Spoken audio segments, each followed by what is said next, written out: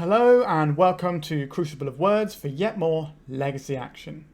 Today we're playing a deck that I got off of Punishing MTGO off of Twitter.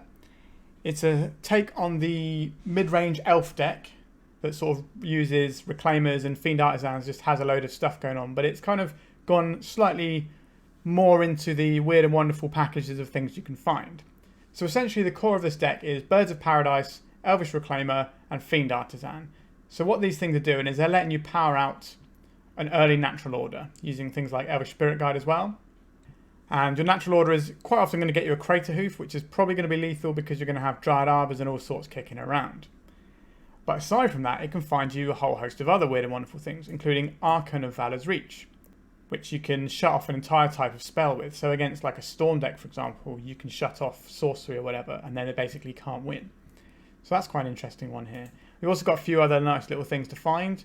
The Arcanum of Myria to slow people down, the Allosaurus Shepherd if you need to make your guys uncounterable, Aven Mind Sensor, which I guess makes sense here. But I'm not sure why you wouldn't just have Opposition Agent here.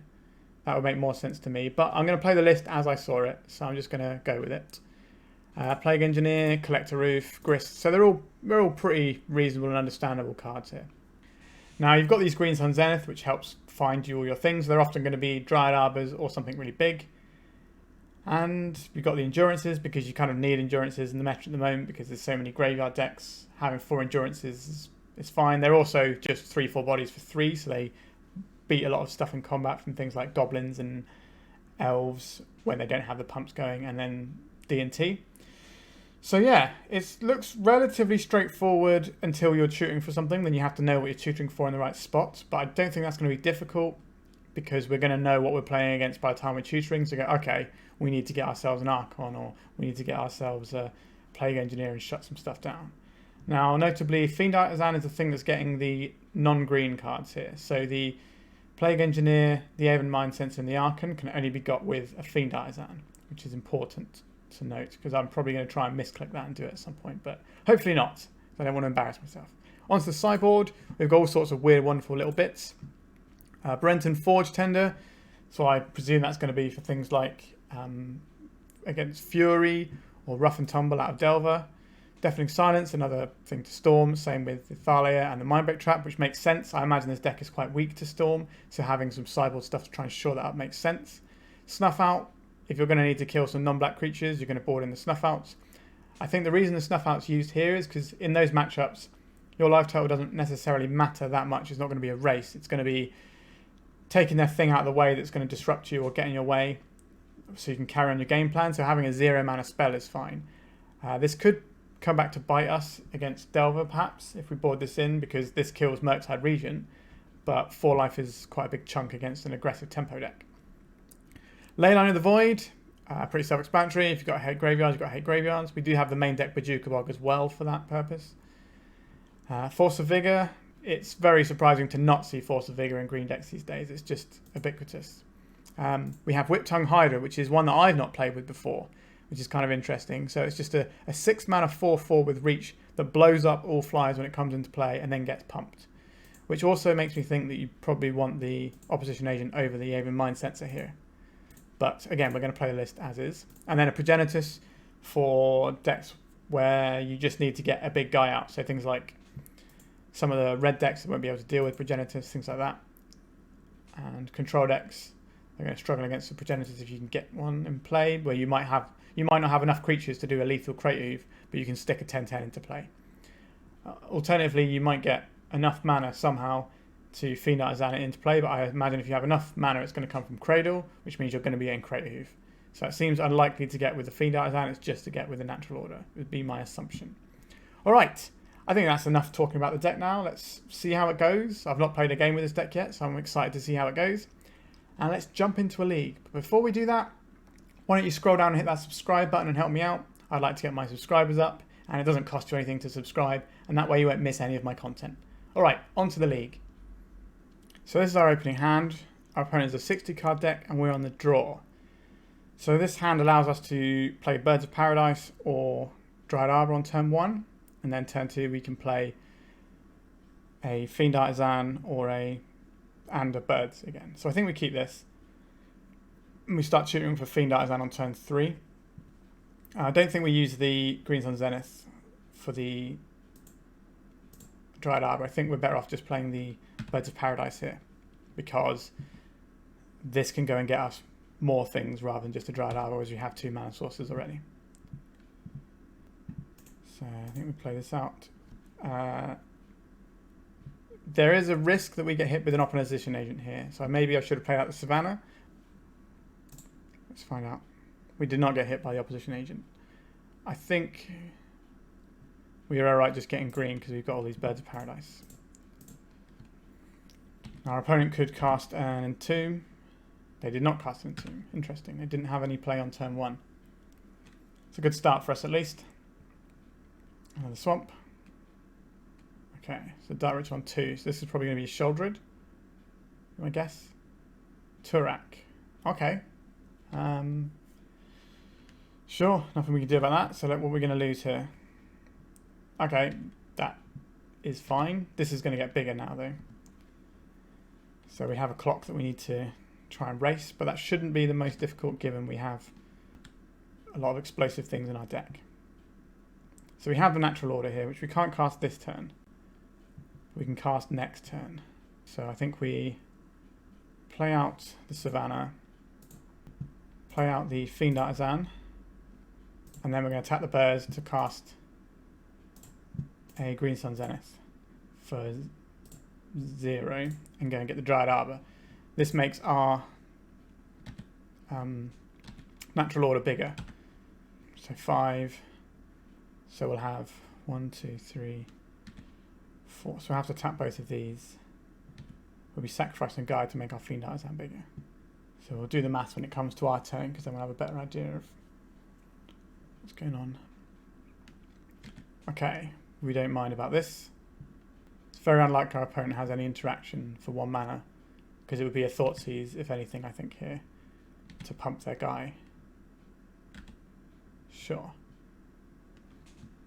So, play this out. Crack this. We get the... I guess we get the Bayou here. And then it'll be plus... we also get +1 on the Fiend Artisan here. So green, green, black, green. Sacrifice this birds because this has 1 less power. So we get Create Hoof Behemoth here. This pumps all of our guys. So 8, that's 12, 18. So it's not quite lethal. And we're taking 4, 5, 6, 7 on the backswing. So that's also not lethal. We don't get the pumps on the Fiend Artisan because of the Void Walker. So we have a 5-5 and a 3-3. We can sacrifice this to find something exciting if we need to.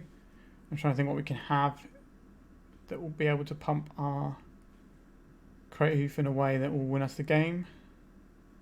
Got 3 drops. We can get a Grist and destroy their blocker to let the Create Hoof sail through. At the moment they only have 1 blocker, so that's not an issue for us. But if they do have 2 blockers, we can... that still won't be enough though, will it? Alright, we just have to see what our opponent does here. So this is coming in for 3 because it can't actually block. So that makes sense. Sholdred. This is a little annoying for us. So we're going to lose 2 life here. Once upon a time. So if we... Okay. So we're going to activate our Fiend Artisan here. Sacrificing our Dryad Arbor. And I think the best thing we get here is the Grist, and we kill the Sholdred, and that forces the Turak to block our Create Hoof. So we wipe their board of threats. It does mean the Grist has to make us lose the Fiend Artisan to do this play. It's the only issue here. I don't think there's a better play available to us right now. I think it should just be the Grist.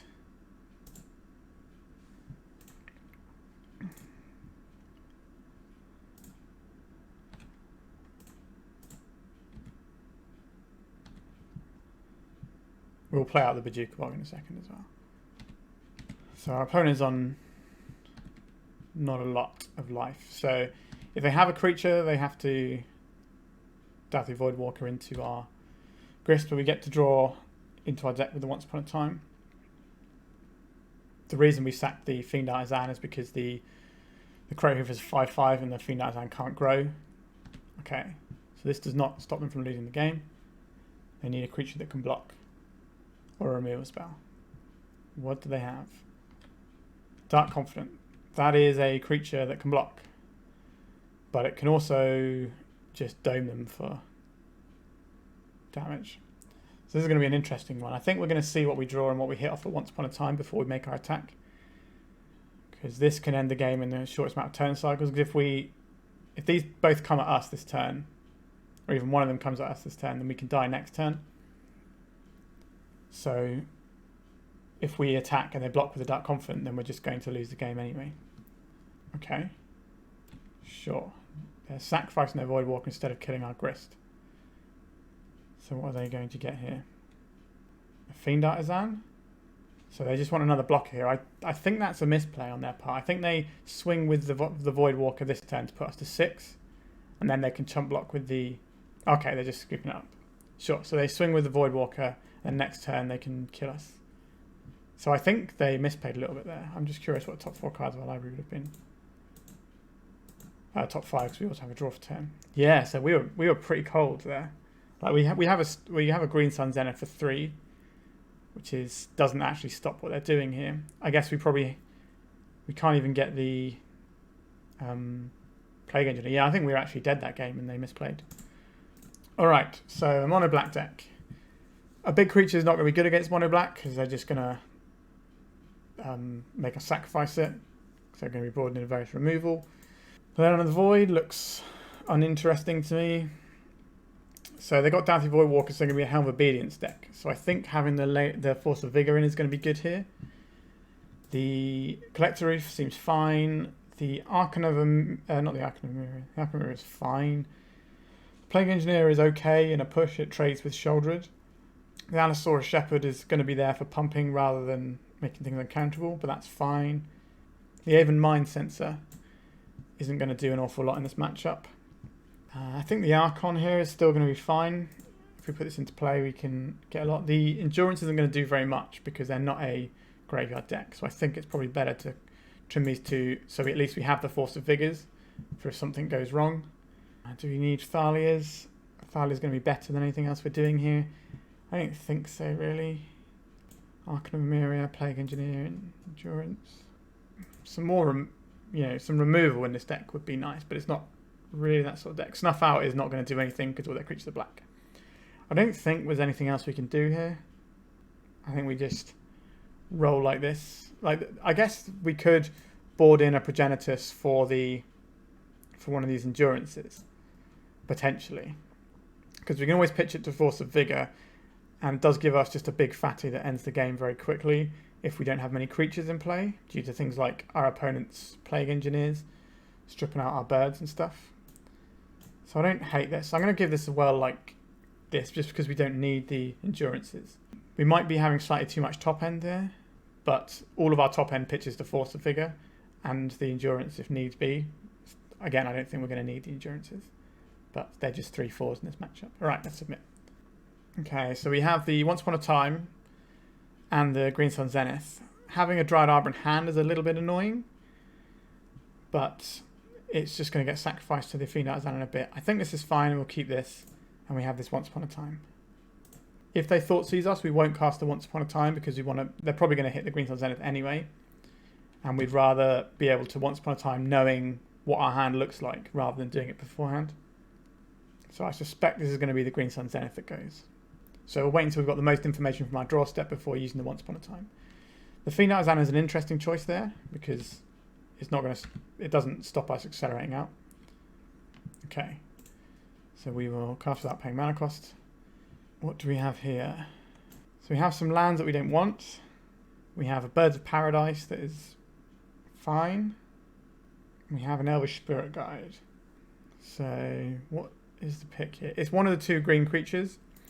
I'm reluctant to get a second Birds of Paradise purely for the purposes of Plague Engineer being in their deck. I think I'm going to take the Spirit Guide here. And then we'll play this out. Our opponent isn't going to have wastelands in their deck. I've played a lot of mono black, so I'm pretty familiar with the deck. So we'll get Savannah and play out Birds of Paradise.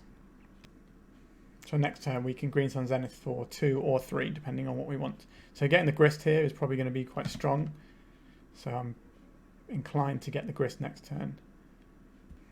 Okay. The Sheoldred. So we want to kill the Sheoldred, so we have to get the Grist. Because we can't allow this to just sit on the board, because we'll lose the game. Pretty sharpish to it. We don't have a lot of removal in this deck, which is certainly an issue. Sure, we're going to lose some life. So what do we do here? This is 1, 2. So we pitch the Spirit Guide to get 3 for the Grist. I'm just deciding which land is the correct one to play. I want to hold this in case they have a Helm of Obedience or Ley Line that we need to hit to stop that combo. We can go and fetch and get a Bayou here, which will thin our deck slightly. And it's also a card they already know, so we're playing a blank card that they don't know, so I think that's the best play here. And we can play this around Opposition Agent this turn. So we'll cast this. Tap for green, black, green. So we get this Grist out. It cost us our birds. That's quite an expensive turn and a lot of resources to deal with that shoulder. But then again, they Dark Ritual it out, so it's not the end of the world. And this is probably going to be difficult for them to answer and play. And every time we can pump out a little guy, it's going to save us from any little guys they have. Unless it's a Dathi Voidwalker, of course. The Plague Engineer, yeah, that's a bit sad for us. So this is going to name Insect, so this isn't going to do anything from now on. This is one of the cards I was worried about playing against.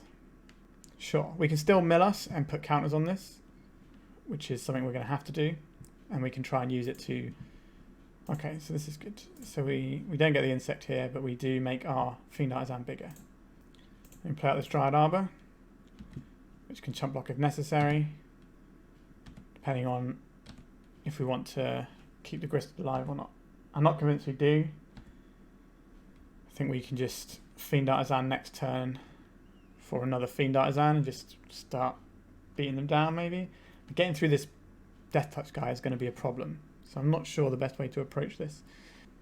This should be attacking. It's attacking the Grist.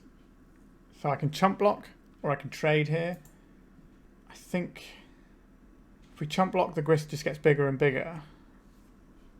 The Fiend Artisan just gets bigger and bigger. We don't have anything to tutor for with the Dryad Arbor. So this is actually a really important decision point, I think, here. This can pump our thing and also lets us destroy this later on down the line. I think I'm actually going to block, because we might be able to race quite effectively here. So they're pausing in our upkeep. We'll do this. I guess we go to attacks. So I can get punished for this line if they have a Sudden Edict.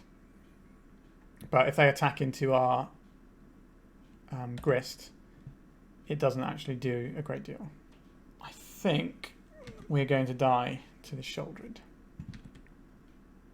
That's the first time I've ever seen Takenuma be good in Legacy.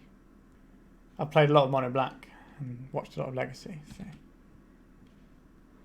we've just got nothing in hand right now. If we draw a Progenitus, do we win that race? I don't even know if we do. Archon of Valor's Reach. Sure. So we're going to pump our guy. Are they going to trade this for... Is it worth them trading this to the Sheoldred? Like, we're not blocking the Sheoldred here, right? So next turn we take 8, and then we take 8 the turn after. So they're just going to kill with that. Because I'll be taking 8 and they'll only be taking 3 at the moment.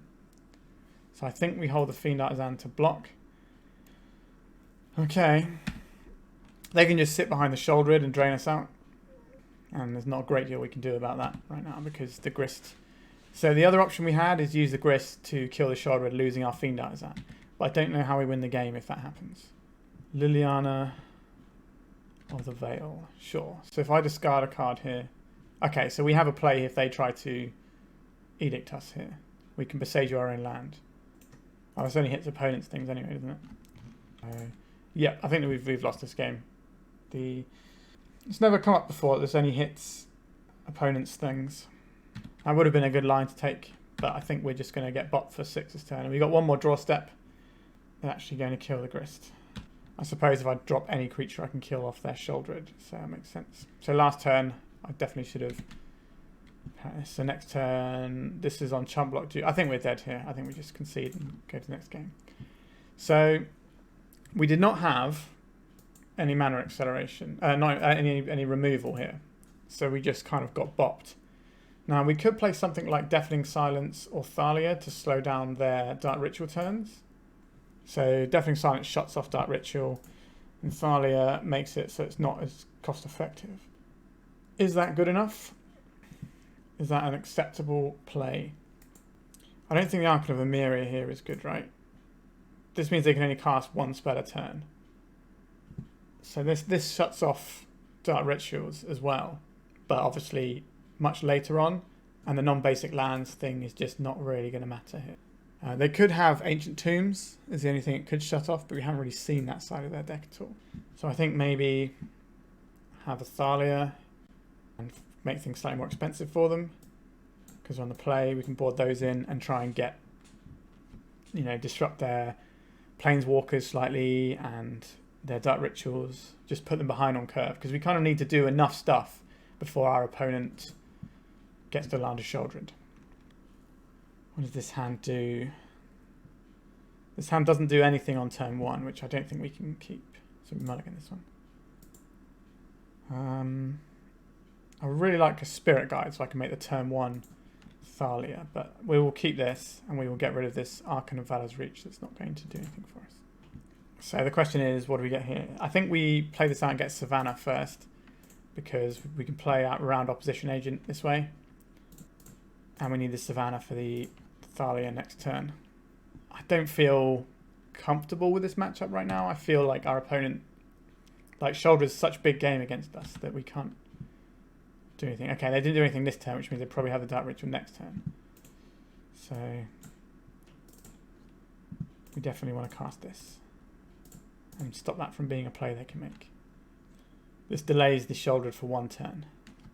If they have artifact mana that they play out, we can try and nab it with the Force of Vigor. Okay, so this looks like an opposition agent maybe.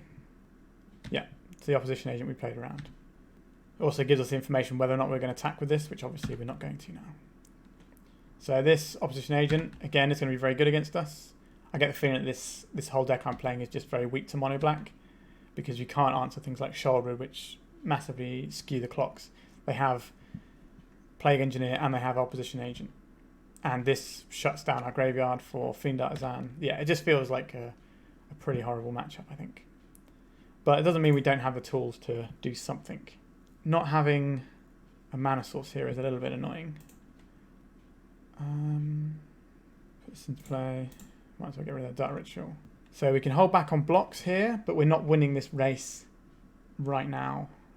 But we do want to race this game, I think. So that means it is correct to attack here, even if we have to take 6 on our next turn. So if they have land Dark Ritual, they can cast Shouldered this turn. So I'm going to discard 2 cards at random. Yeah, sure, I can't really do anything. Oh, they left us with the Force of Vigor, which is not looking great right now. Obviously, if they do have a Helm of Venus coming up, then we'll be grateful for it. So the Elves Reclaim is never going to get bigger as well, which is... They should come in with both creatures here. If they didn't block with the opposition agent, which was stupid if they did anyway, but they should definitely be coming in. They're not even attacking at all. That's very strange. Okay, so they can play the guy at instant speed to kill our Thalia here. Oh, it does let you play instant speed. Let me play that card this turn. No, it still has to be regular timings, I think, right? It doesn't say play it right now, it says play it this turn. Sacrifice this land. What am I doing? They've got an opposition agent on the board. Absolutely just tanked into that like an idiot. What am I doing? Oh dear. Shameful. A shameful play. I should probably shame concede here. Absolutely shameful. What am I doing? I'm very sorry that you had to witness that. So yeah, our whole deck is just dead against them. This matchup feels like an unwinnable disaster, I would say. It doesn't help that I played like an idiot just then, but like Green Sun Zenith, Natural Order, Fiend Artisan, our fetch lands, which we're relatively reliant on, they're all completely dead in this matchup. Yeah, so look at that. I have to have 4 more draws before I have a card that does anything. So yeah. Right, so we're on the draw here. So opening hand seems like the sort of hand you want to keep with this deck. We've got our things here, and we got a nice payoff too. So we keep. Okay, Shatterskull Smashing. This gives me the impression that they're going to be playing a prison deck. So getting basics, having this basic is going to be important. Also, the Birds of Paradise is going to let us get through Trinisphere, if that's what they're planning on doing. So that's going to be good for us. And the Plague Engineer is going to be very useful against goblins, if that's the route they're going. This could also be a Storm deck. Experimental Synthesizer. Okay, that gives me the impression they're playing Painter's, mono-red Painter deck. Yeah, Goblin Engineer. So they're playing Painter. They use this a bit like Ica Wellspring, so they can sort of bounce it in and out and then draw a load of cards off of it. The Bauble is an interesting one that I haven't seen in Painter lists before. So they've gone very heavy into the cheap artifact plan here. So next turn we're going to get Collector Roof. And hopefully that should be enough to win this game. Because silver bullet sideboard style cards are good. Now this could go wrong for us, but the Volcanic Island. Okay, so it's like red-blue Painter. So what is this guy going to find? This hopefully will give us a little bit more information about what's in their hand, as well as what their decks are really aiming to do. Okay, so it's definitely a Painter deck. I suspected as much, obviously, but it's nice to have the confirmation. So this turn, put this out. I'm going to get Bayou because we have a black card in hand. Cast this where X is 2. We've got 3 cards in hand. I don't know if this deck is a Force of Will deck. It seems like it'd be a bit tricky with all the artifacts and the red mana to be a Force of Will deck as well, but it could be. They might have just shown me a load of the red cards. Okay, so they know what's coming, so they're baubling me. So that should hopefully stymie our opponent. The Experimental Synthesizer, they can still shuffle it back and forth with the Goblin Engineer, and that's going to make them have a lot of cards. So if they've got answers to this or other ways of winning the game, they're more likely to find them. Sure, so this is the play we were talking about. So we're probably going to put in Painter's Servant here, and that's going to turn on their Pyroblasts. Kinnan. Okay. That was an unexpected card to see in my opponent's deck. Not really sure what's going on, but I'm intrigued and I like the look of it. Emery. Sure. Just let them play artifacts so they can get the Experimental Synthesizer in with the Emery and just keep cycling backwards and forwards. What creature type is this? This is a Merfolk Wizard. This is a Goblin Artificer. And this is just a Scarecrow. So I don't have a lot of good choices with the old Plague Engineer here. I can name Scarecrow and then the Collector Roof can attack. But I think we have better plays that we can make. Verdant Catacombs. So what are we wanting to do here? I think we can play out quite a lot of cards this turn. So we can play out the Reclaimer. Then we can play out the Fiend Artisan. And then we can play out the Dryad Arbor. So we're going to have a load of creatures in play. So being able to create a hoof. So next turn this gets us Cradle. And the turn after we should be able to overrun them for loads and loads of damage. Also if you put Trample and lots of pluses on a Plague Engineer, then it only has to deal 1 damage to what's in front of it and the rest can trample over, which is nice. So we're kind of hoping this Collector is going to do the business. They have Shatterskull Smashing in their deck, so if they have more mana they might be able to use that to kill a creature. But we're just going to be playing the Experimental Synthesizer game, I think, where they're just trying to find the cards aren't. So it's good for us because it lets us... What is this? I've never seen this card before in my life. Tap an untapped non-token artifact you control, add green. Tap 2 untapped artifacts you control, exile top card of your library. Okay, so you tap 2 artifacts to draw a card, basically. And then you can tap artifacts that are non-token for green mana. Okay, so it turns all your little bits into mana sources. So the Mox Opal will be turned on if they can get this into play. But I don't know how they're going to do that without playing more lands. Okay, that's a cool one. Not seen that before. Okay, so they have a Brainstorm now they can't cast. So these are that turn. So it's not until you end of your next turn like some of the exile effects are. So these are gone now. So this turn we need to be Elvish Reclaimery. Let's go and get... I don't like the way they're pausing on this. Well, let's go and get a land here that we're going to shifty into a Cradle. So we want to. Then I've got 3 mana left to spend. So I can try and upcycle one of my creatures here. So 1, 2. I could also get Archon of Emeria here. So it'd be 1, 2, 3. So I don't have enough mana to get the Archon unless I don't get the Cradle. And not getting the Cradle seems like a huge error to me.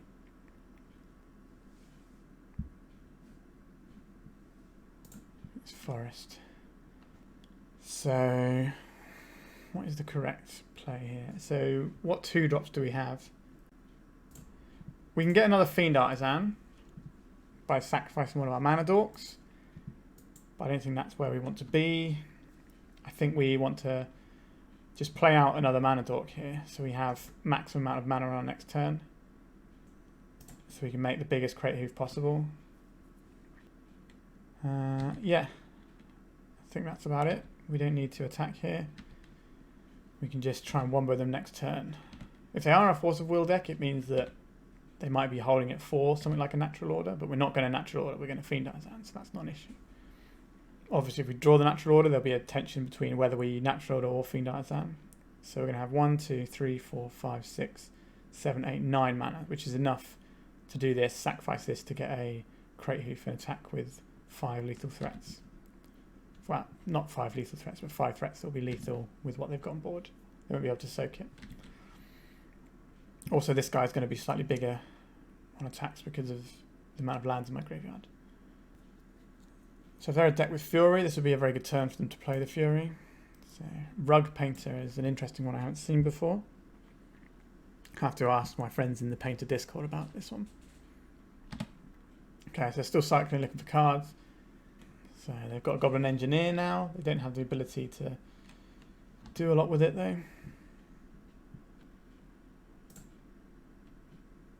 There's our Cradle. There's our Cradle. Going to get our Savannah. So green, that's 6, 7, 8, 9. It's annoying that it has to sacrifice another creature, but needs must.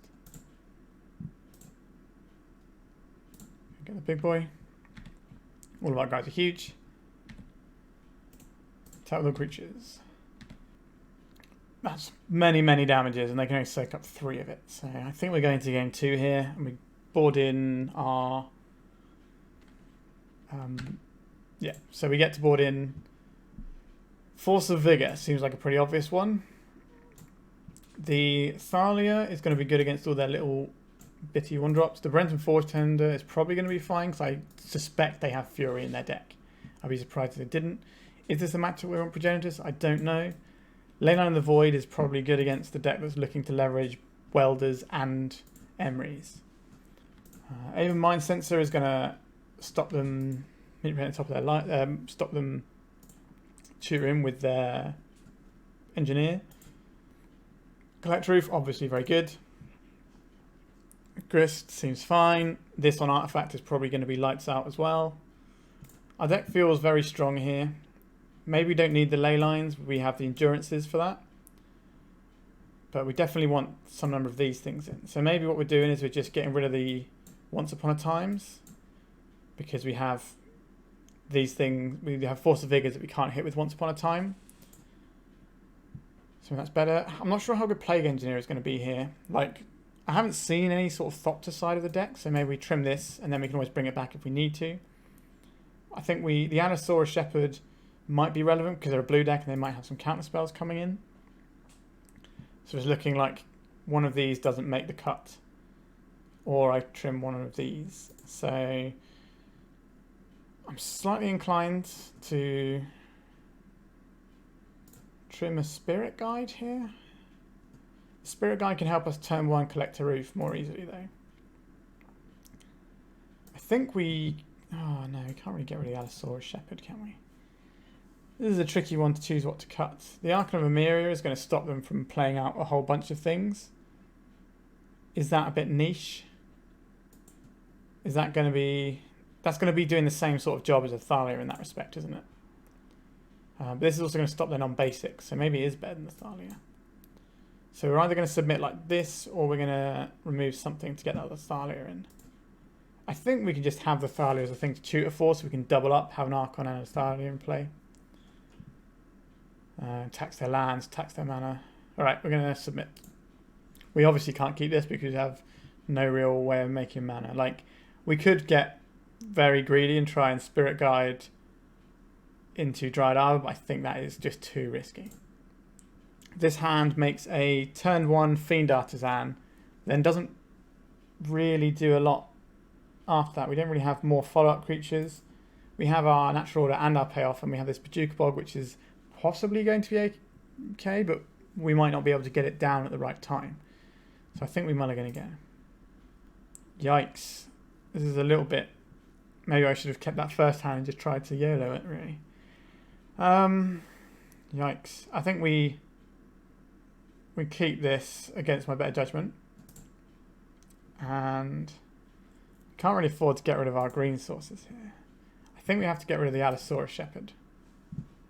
And, oh lord. I was kind of hoping to just Natural Order into the Archon. Super quick time. I think we just have to be realistic and put the Archon back here. I feel that this is not going to go well for us this particular game.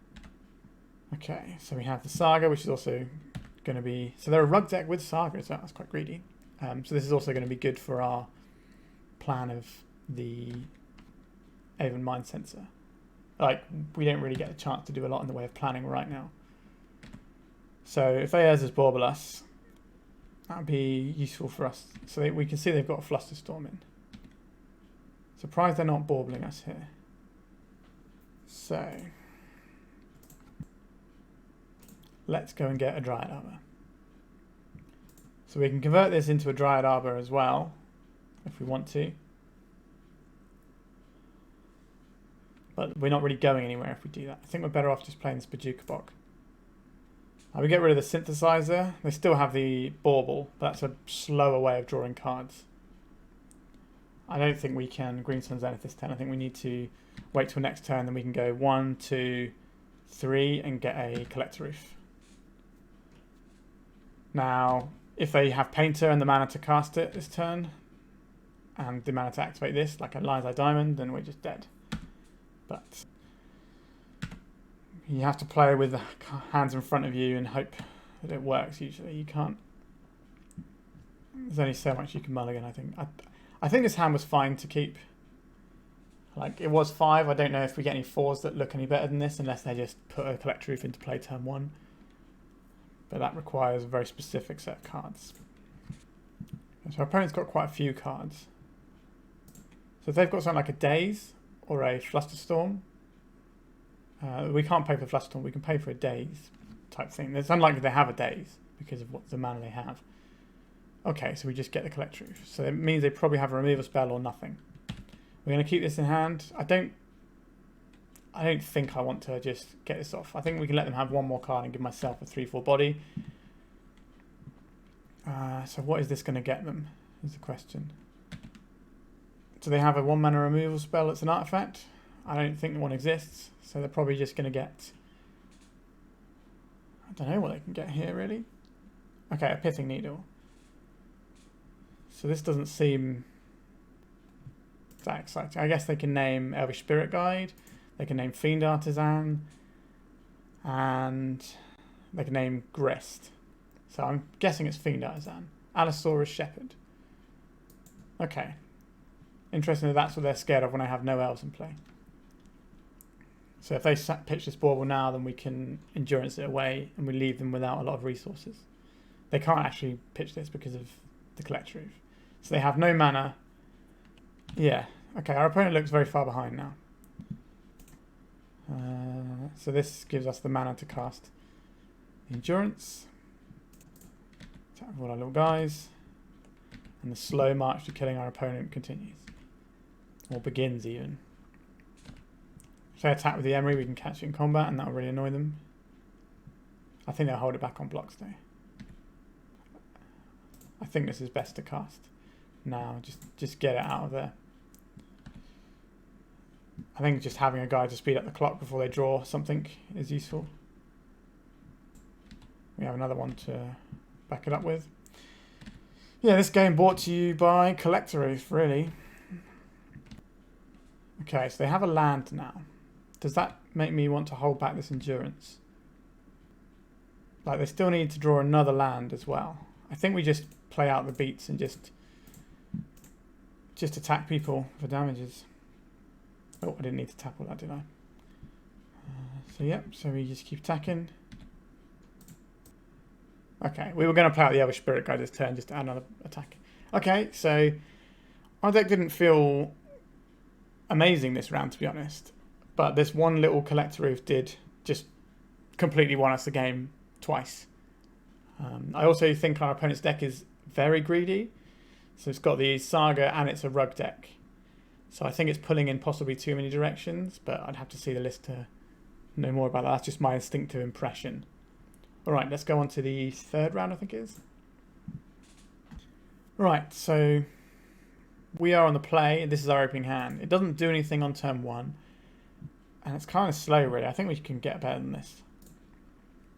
Okay, so we have an emergency button if we need it. We can ship the Dryad Arbor back and then just have a look with Once Upon a Time, which is quite likely to find us a 1-drop. So we might be seeing the Dryad Arbor via a Greenstone Zenith. So keep this, put the Dryad Arbor back. So we will cast this out, pay mana cost. Forest Endurance, Duke Bog, Cradle. Cradle seems pretty reasonable here. If Cradle's ever been described as a reasonable Magic card. So we're a little bit slow here, but I think it's okay. Our opponent is a 60 card deck. If our opponent plays a black mana source, we have to consider.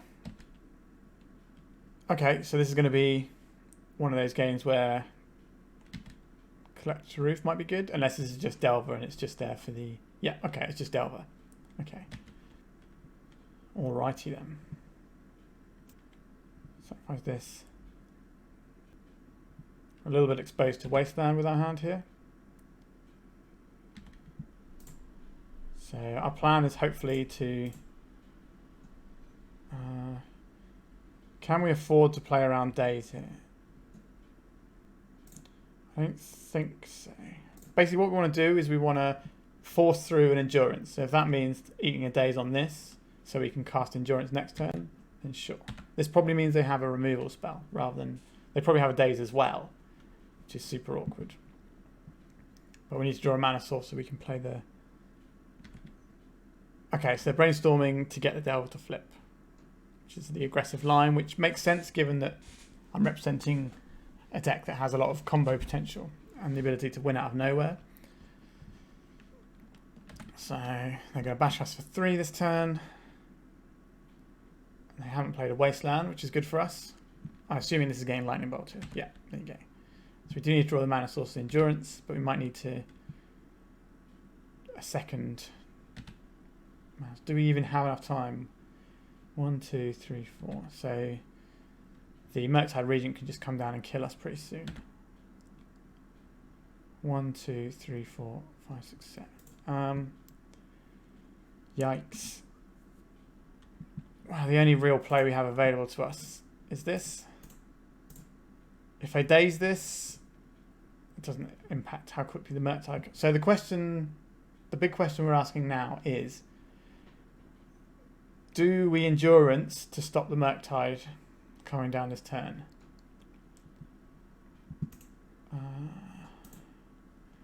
I want to play out the Cradle because if I draw a mana source next turn, I get to Natural Order.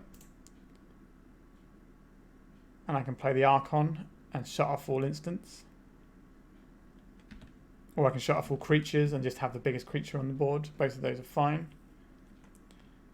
But do I pitch cast the Endurance now? I think we're just left with so little resources if I do that, that we are unlikely to win the game. So you basically just have to hope they don't cast a Murktide this turn. Okay, this doesn't impact whether or not they cast a Murktide because they still need a second land. So if they have the Murktide in hand, they can cast it now. Okay, so our Fiend Artisan is getting got here. There's no way we can Endurance and pump it here to survive. If it was a 3-3 and we could Endurance pitch to save it, then I would probably do that at this point, because we get to blank their spell. Hopefully the Endurance is enough. We're going to have to main phase it because we can't let them untap and just play an Endurance. We probably do it in their upkeep if we draw a mana source. If we don't draw a mana source, then we've got no plays, I don't think, unless we draw like one of our rubbish little guys. And they look pretty rubbish on this board right now. We've got an additional follow-up threat. A Dryad Arbor also does it, because it will give us mana off of our Cradle. Doesn't allow us to play around days though. So let me crack this now. I think we do get the Dryad Arbor here, just because our deck needs massive creatures in play. And it means we do have enough mana. Either way, we can't play around days, so I think the Dryad Arbor is fine here. So when our opponent's upkeep, we're going to cast the Endurance. That way, if they have a main deck Force of Negation, which sometimes they have one of, then I can get around it. Alright, so once we get priority, we're going to cast this Endurance. Sure, we got the high cast days, which we couldn't beat by playing around on our turn either, which is why we did it then, because they would just bounce the land back. So they'll just stand the Murktide and then we're dead, I think. Here. The fact they didn't Murktide last turn is interesting to me. Okay, we've got the Wastelands. We're probably losing the Cradle, I'd imagine, because that's the most broken of the things I have in play. They could get the Dryad Arbor and be greedy, but I think the Cradle is the correct play. If I draw a land, I get the chance to try and Natural Order my opponent. We've gone through 2 Lightning Bolts. We did not draw the land here. We can't cast a Grist because we have no black mana. So we have the biggest creature on the board, but it's far little too late here. This getting lands into play tapped is obviously makes it a fairer card, but it makes it feel a lot weaker from where I'm sat right now in terms of what I'd like to be able to do. We might have to get a Paducah Bog to survive. But again, I think the plan is to... Like, the Paducah Bog also gives us black mana for the Grist. But it looks like they're paying cost. So this is a Murktide Regent, so we're going to be dead on the next turn. Sure. This card probably shouldn't be legal in Legacy at this point. But either this or Dragon's Race Channel, in my opinion, are what need to go. Probably both, to be honest. Alright, so we need to have a land and then not to have a counterspell. Okay, so we're not dead. Like, we might still be dead. We can't play around the days again, so we do it in their upkeep just in case I have a Forced Negation main deck. Let's see if we get to chump block with our Endurance for a turn. Now, part of the issue we have here is if we hit them, is this whenever an instant or sorcery card leaves a graveyard? Okay, so they don't have any instants or sorceries, so it's fine to hit them now. Not that we care about the size of the Murktide because it's already lethal. All this does is make Dragon's Rage Channeler a non-flying threat. So they're just going to swing with just the Murktide, and then my Endurance is going to chump block, and then we're going to die very quickly. Right, we can draw a black source, and maybe the Grist will be able to resolve. But even if it does, we still die, because the Delver will just peck us for 3. Seems likely we've lost this game, but we've got another draw step. A Green Sun Zenith. What can Green Sun Zenith for 2 get us? It can only get us Fiend Artisan. We can get Birds of Paradise, which does nothing. Yeah, we're dead. We have to concede. So I think we want Ley Lines, and the Whip-Tongue Hydra seems good here, as do the Thalias. The Brenton Forge Tender is probably acceptable too. The Snuff Outs kill Murktide Regent. So there's a lot of stuff here that seems pretty decent. The Collector Roof can go. I think we can probably sack off these Once Upon a Times. The Plague Engineer is fine if we have Leyline and the Void in play. Otherwise, it's pretty medium. The Aim and Mind Sensor does too little here. The Archon is going to be good if we can get it into play. Creative Beam Off will win us a game if we get into play. The Natural Orders are a bit of a liability against a counterspell deck unless we have a Shepherd in play. So I think we can probably trim on those. The Arc of Emeria trades with Delver. The Plague Engineer, I don't think we want the Plague Engineer here, right? And we have one more cut if we want to board all these in. Could just be another Natural Order, because it's just so bad into it's trying to resolve a 4-drop into Delver is just awful. So I think this is the way we're going to have things. We have the Progenitus as well as an option of a fatty that we can have instead of the Archon. The Archon will stop our opponent being able to cast spells. So I think that is just the better shout here. Like this is borderline just as unkillable. Like I guess the Murktide Regent is the one thing that can trade with this. But we have the Whip-Tongue Hydra as the fatty we boarded in, so I think we're fine here. I say fine, I think we're just going to get beaten by the best deck in the format. But right, we can keep this. We can turn 1. Do we turn 1 Green Sun Zenith or turn 1 Elvish Reclaimer? I think we turn 1 Green Sun Zenith. I think that's the better play here, just to accelerate ourselves out. And then next turn we can play a 2-drop and a 1-drop. So we play the 2-drop Artisan first, and then if they daze the Reclaimer that we play, then it goes in the graveyard and buffs our Fiend Artisan anyway. So it's not the end of the world. We're not losing out on that. They don't seem to have a turn 1 threat, which is good news for us. I think we have to play around. Yeah, we have to play around the Wastelands, I think, here. Let's play out this lad. Then we'll play out the Elvish Reclaimer. Elvish Reclaimer seems like a very slow way of getting the Cradle into play. Brainstorm, sure. There's obviously an amount of fear, but maybe they're seeing what answers they have. They probably don't necessarily want to force a will this if they can have a Lightning Bolt. If they let us resolve, it makes me think they've probably seen a Lightning Bolt off of the... Okay, so we got a 2 for 1 out of that. Okay. So I have a Daze as well, but we still have 2 Green Sun Zeniths in our hand. So we have a decent amount of action.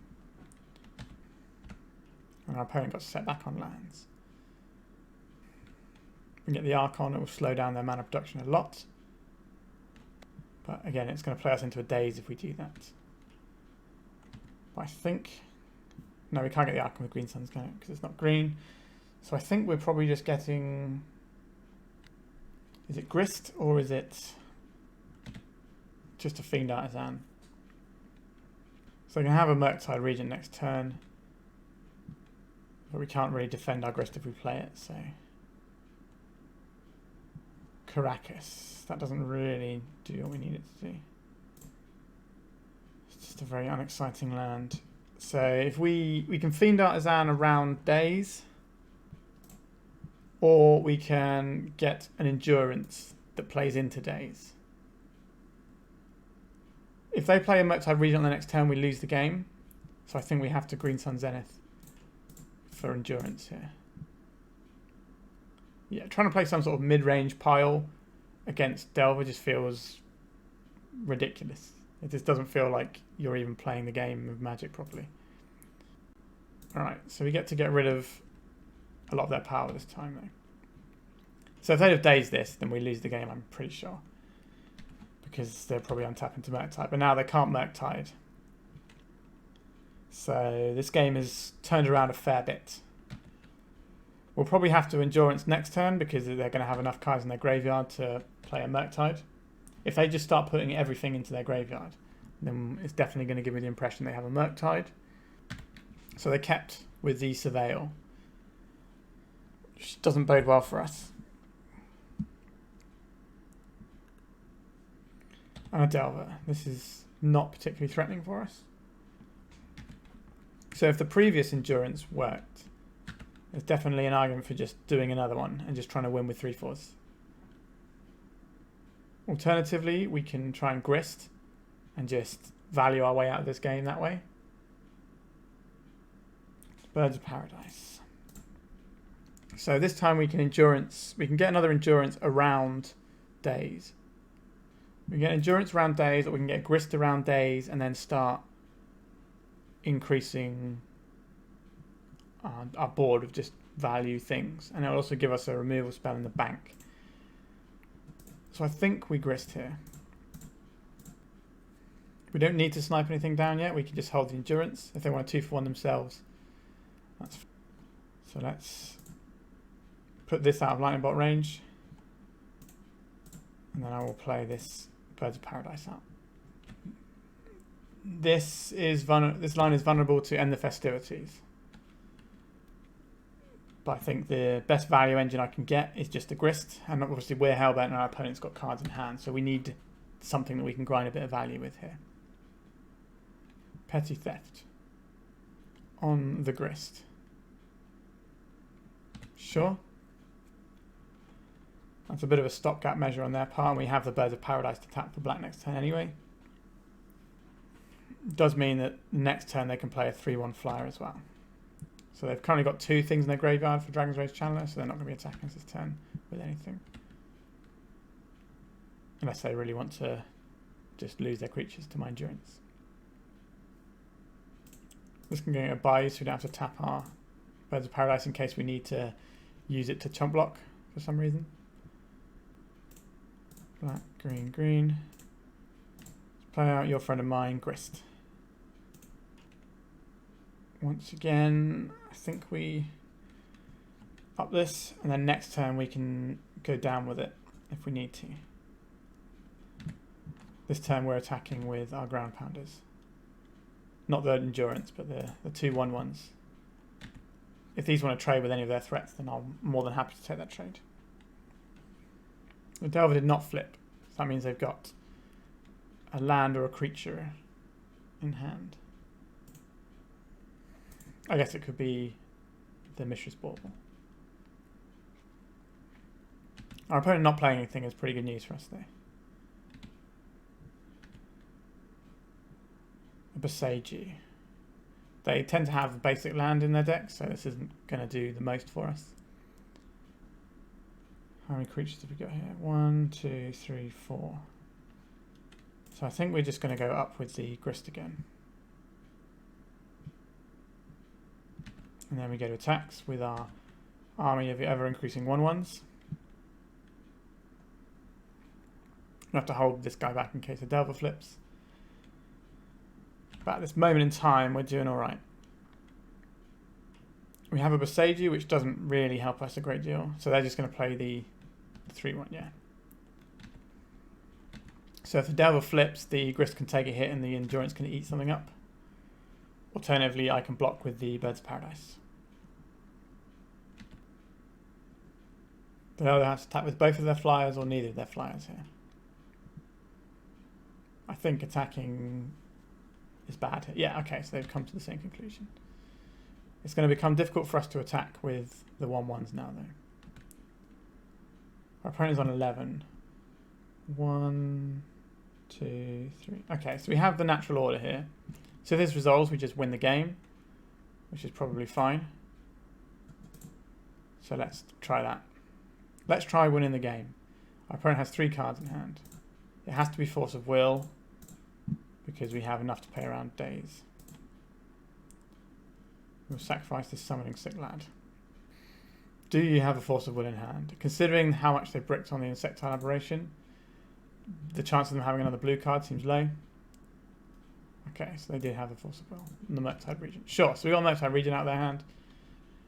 It's not the end of the world. Like, we have to go for that Force of Will they revealed to the Delver at some point.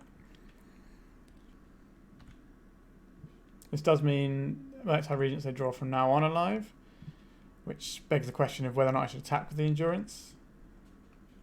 So opponent's on 10. How many creatures are going to go? 1, 2, 3. Just 3 right now. I think we just are in a holding pattern here until I can make enough guys. So this looks like another Murktide perhaps. They pitched 1 to the Force. And they got 1 in hand. Yep, so we have to kill this with the Grist now. Which is fine, we can do that. But we're in top deck wars and they're a blue deck. I do have a Grist in play though, so we have a value engine. No Murktides for you, please. Okay, so we have the Cradle here, which taps for loads of mana, but doesn't do anything with all that mana. So I think we just have to hold back here and try and draw like a Fiend Artisan or a Green Sun Zenith. Either of those is probably game over. Dragon's Rage Channel. So if they get Delirium, they're going to have a lot of flyers. But every turn we get fills me with a little bit of hope. So we can kill the Delver here, but I think we're actually best off just milling ourselves and getting another guy. And then the Thalia here will make all of their cantrips worse, and it also gives us a first strike attacker that we can start attacking with next turn. We have the Boseiju, which is unlikely to do anything in this game, to be honest. Like our opponents can have like a Torpor Orb maybe, something like that. Okay, they're just scooping up and letting us go to game 3 where they're on the play and I am hugely unfavoured. I think I'm going to bring in this Plague Engineer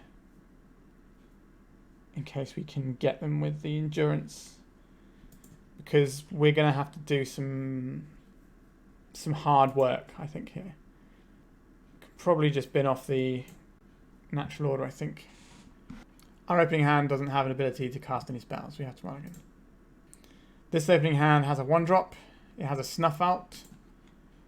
But the Snuff Out means we have to get a Bayou, which exposes us to Wasteland. But we do have 2 other green sources to follow up with, and we have these. So I think we can keep.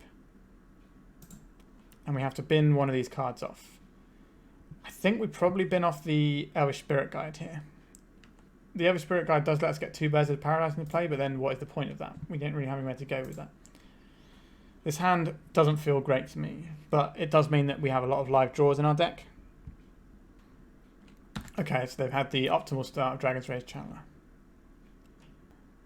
Play this out. So we get the Bayou to turn on our Scrubland. Cast the Birds of Paradise. That resolved. Sure.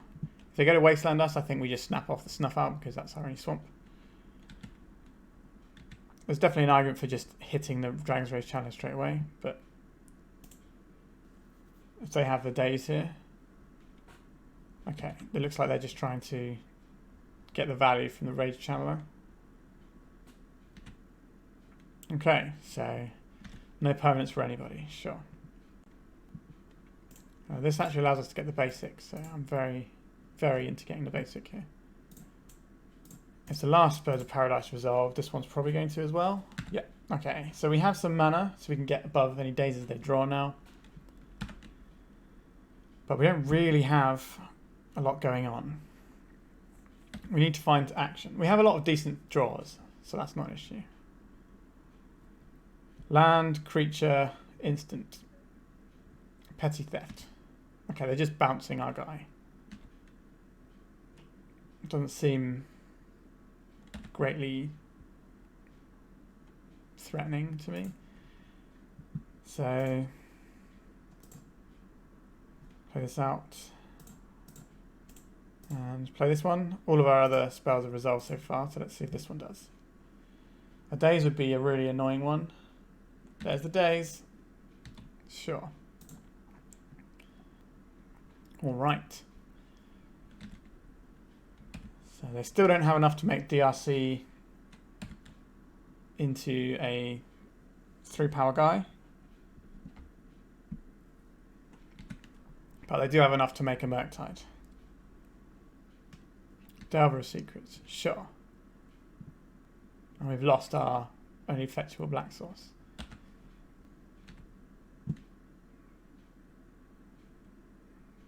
Brenton Forge Tender.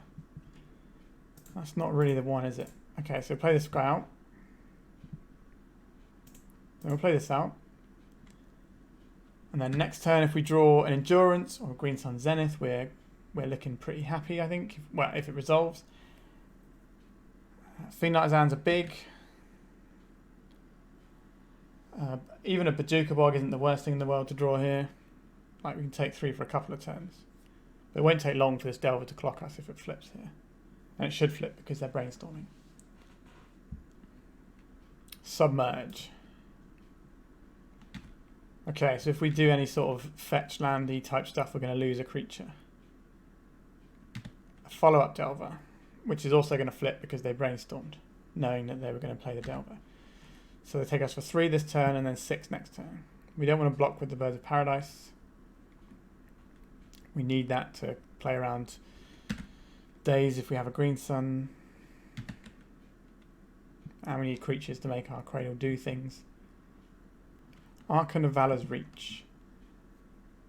1, 2, 3, 4, 5, 6. So we have an Archon of Valor's Reach. If we can get it through the counter spells. I honestly think it's worth trying. Like, okay, sure, they had a Force of Will. So that's pretty bad for us. Next turn, we have to draw Endurance or Green Sun Zenith, I think. Alternatively, we can draw the little Hydra thing that blows up all flying creatures. How did their Delver not flip? They brainstormed last turn. I guess they just didn't have... Okay, so they only had a land. Interesting. So the Submerged on top of the library, if they crack this, it'll be gone. Sure, so we only take 4 this turn. I say only 4, we're on 7 now, so it's getting a little dicey. We need a good draw here. That is what I would describe as a good draw. Okay, so maybe we're not out of this game yet. So we can Green Suns for 5. Green Suns for 5 does nothing, but Green Suns for 4 gets us the Endurance, which shuts off Murktide, so it makes their draws a lot worse. Maybe we can get there on this one. Right. Like, they still have the Brazen Borrower that they're playing, which is a bit awkward. I don't think we can afford to play the Brenton Forge Tender and get rid of our flying threat. We might need to chump block. Yeah, so our opponent plays out the Brazen Borrower. If they all flip, then that's 9 damage coming at us. We block 6 of it. and kill one of them. Then next turn we got 6 coming at us. And we'll be on 4. So we block one of them. Yeah, so this is... If his Delver flips, it's a pretty big game for them. If they find a Lightning Bolt, it's pretty big too. It didn't flip. Okay. Hopefully it's a land. A Dragon's Rage Channeler. That's okay. We can... It's going to take them a couple of turns to get this one online from Hellbent, I think.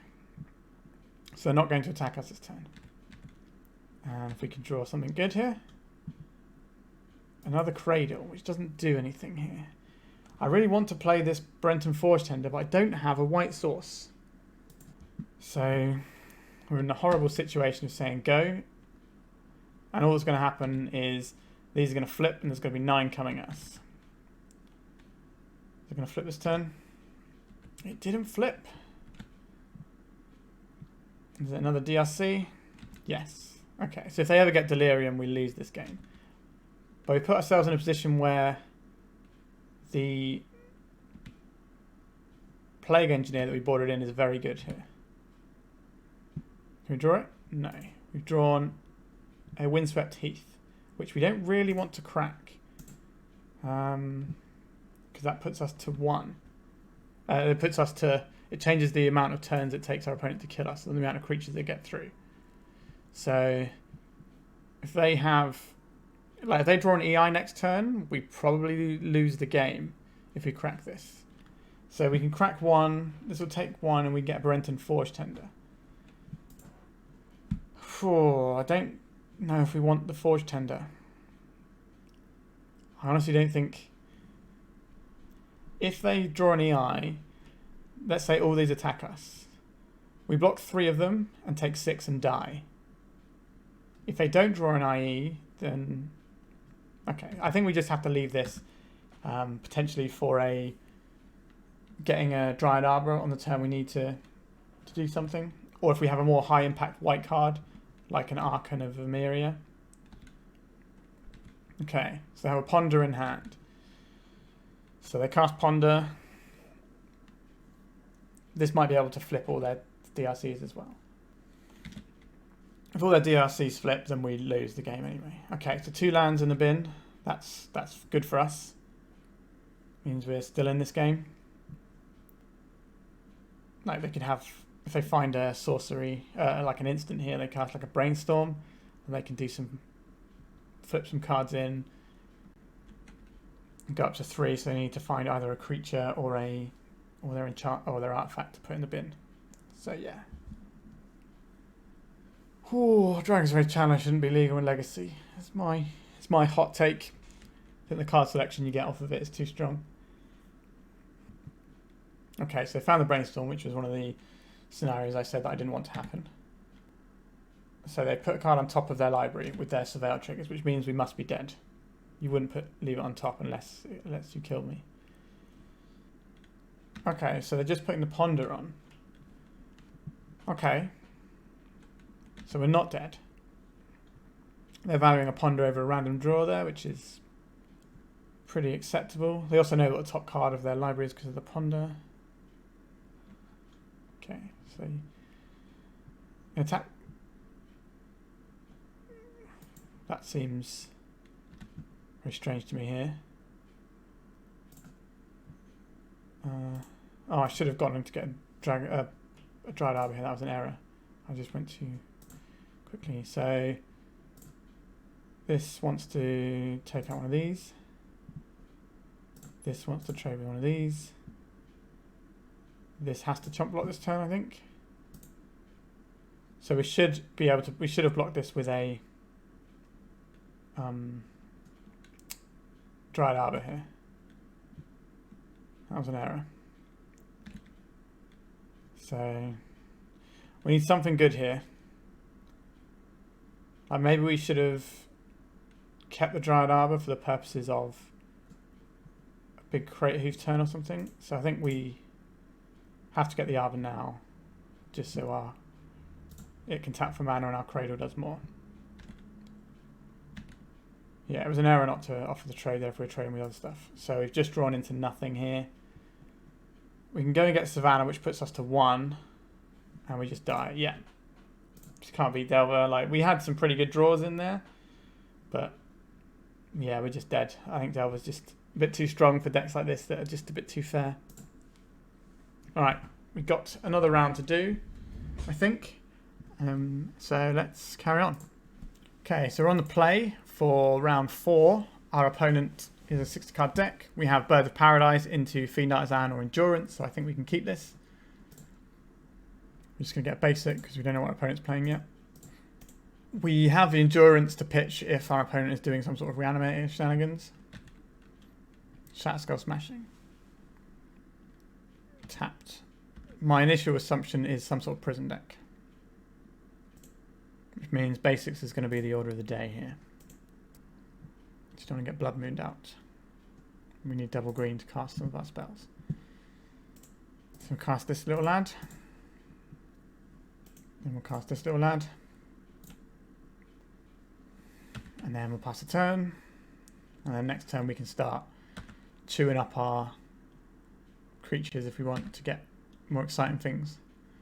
We can work out what our opponent, what sort of line our opponent's going for here. So we can get a Plague Engineer if our opponent is... Okay, so a Fury. How are these Fury things being divvied up? So we have the option of... Yes, we have the option of evoking an Endurance if they don't put 2 damage on the Artisan. But they've correctly put 2 damage on the Artisan. So we have no recourse. We lose all of our guys. Yeah, this matchup's going to be pretty tough, I think. Trinisphere, Fable. This could also be a Painter deck with Shatterskull in. It's uncommon to see Shatterskull in the Painter decks, though. Okay, so our Fiend Artisan's going to be big, at least. So, going to be a 4/4. We get to play out this little land here. And then we can just play Endurances, which are going to be bigger than their creatures for now. And then hopefully we draw an exciting business spell that lets us win this game. Like, the Endurances are fine. They're a potent enough mid-range threat. The fact they didn't discard any cards is kind of worrying. Them attacking into us here makes me think they have a way of killing the... They either have a way of killing the Fiend Artisan, or they have...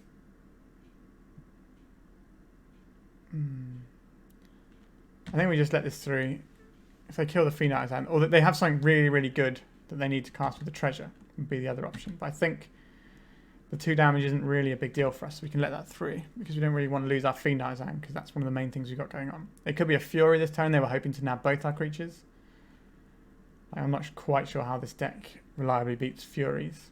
Chandra, Awakened Inferno. Okay, so that's our clock that we have to beat. So it can kill my Dryad Arbor, or it can kill my Fiend Artisan with a big channel here. Okay, so they're just nuking my Fiend Artisan. I think we're probably going to lose this one. I don't really want to shuffle a Fury into their deck, so I'm not going to target them with Endurance. I'm just not going to use it. So we can hold back with the Endurance and maybe try and nab the token here.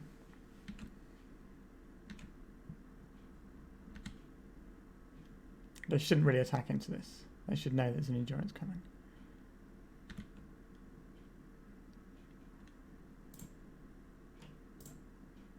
No targets. We do not want additional Furies in their deck.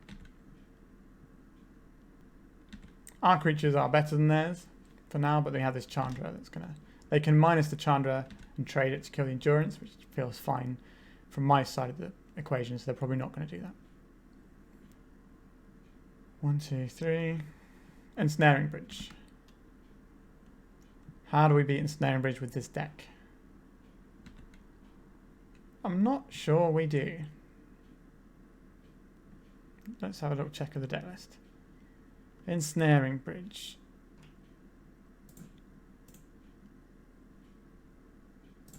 So we have one out to Ensnaring Bridge, which is Grist. Going up high enough to just dome them for enough life. So Fiend Artisan can fetch Grist, so We have to play this guy out.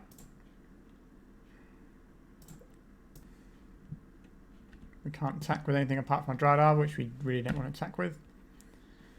So we are odds on to lose this game. Sometimes all your little silver bullets in your deck just line up very poorly. Like, if there was guys that destroyed artifacts that you could shoot a 4 in this matchup would be better than the youth. But obviously the youth won us a game earlier against the Is It Painter deck. Punishing Fire. Just got another one.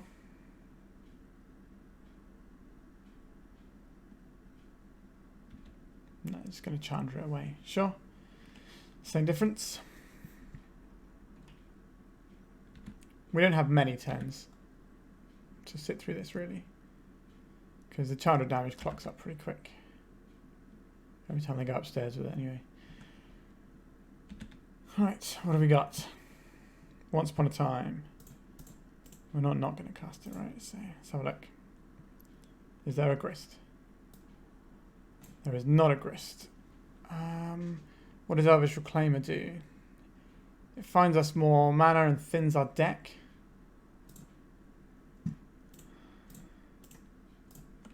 Like, this maybe thins our deck to find grist.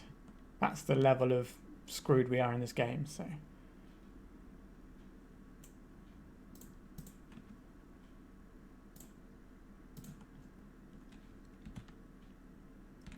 Right, so we take 2 this turn, 3 next turn, 4 the next turn.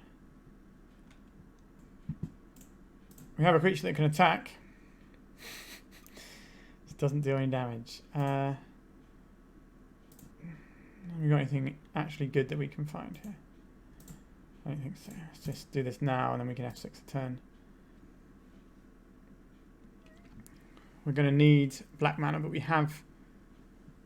yeah, I think we actually need the black mana to the point that we're going to get the Bayou here. So at least we can draw the grist. And then we just F6 all the turns.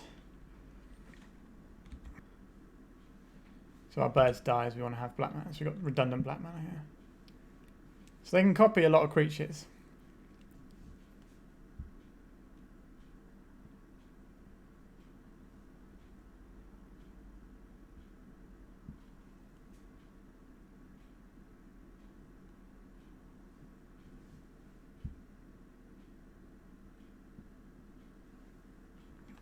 The Rabble Master. Well, this doesn't really matter. I guess if they get enough little guys, they can force through the final points of damage a turn early, perhaps. Makes our grist line very poor. We now do not have enough time for grist, right? 3, 4, 5. No, we don't have enough time to win with grist now, so we can concede. Right, so this matchup looks pretty awkward. So we have Force of Vigors. They seem good here. Brenton Forge Tender gets rid of Furies. The Progenitors is a card they can't answer outside of the Ensnaring Bridge. Even Mind Sensor does nothing in this matchup. The Archon of Emeria doesn't really do anything in this matchup. The Allosaurus Shepherd doesn't really do anything in this matchup. We don't need our spells to be uncounterable. The one thing this does do is let us get through Chalice, I guess. But we only have 8 1-drops that care about Chalice. Maybe we have to keep this in. Just playing out Big Fatty seems where we want to be. The Endurances are good creatures versus some of their stuff, but they're not. Their abilities aren't relevant. So if we trim like this, we got 60. Makes sense. The other one we can have is Snuff Out to deal with their Rabble Masters, but I think we're just better off with Plague Engineers, and then we can shoot it for them with the Fiend Artisan. So we're going to submit like this. So this hand doesn't really let us do anything if our opponent has Wasteland, not Wasteland, Blood Moon. But aside from that, it's okay. We have these double Besagis, which is something that I'm a fan of. So I'm going to keep this. I think I have to play one Besage out. and keep the other one in hand. We'll play this guy out, and then we can use him to find Cradle shortly. It just seems a very slow process to like play this, then play the Fiend Artisan, then crack this to get the Cradle, then do the Fiend Artisan things. Like, I can see why this would be fine in like a slower, grindier matchup maybe, but I don't think this deck doesn't have the card advantage either that the sort of grindier decks do. Opponent printing a Spirit Guide. Spirit Guide getting to live the dream of being a permanent mana source. Favour the Mirror Breaker, sure, that's fine. Cradle is a good one that stops us having to. We can Green Sun's Zenith because we've got the Elvish Spirit Guide.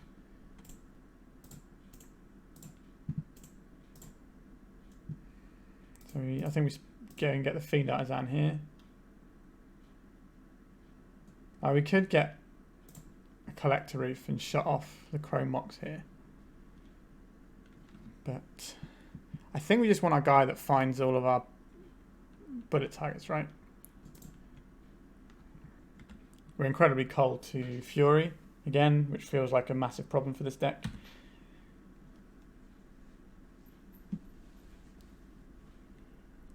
Chalice and Khan both going. Another Chromox.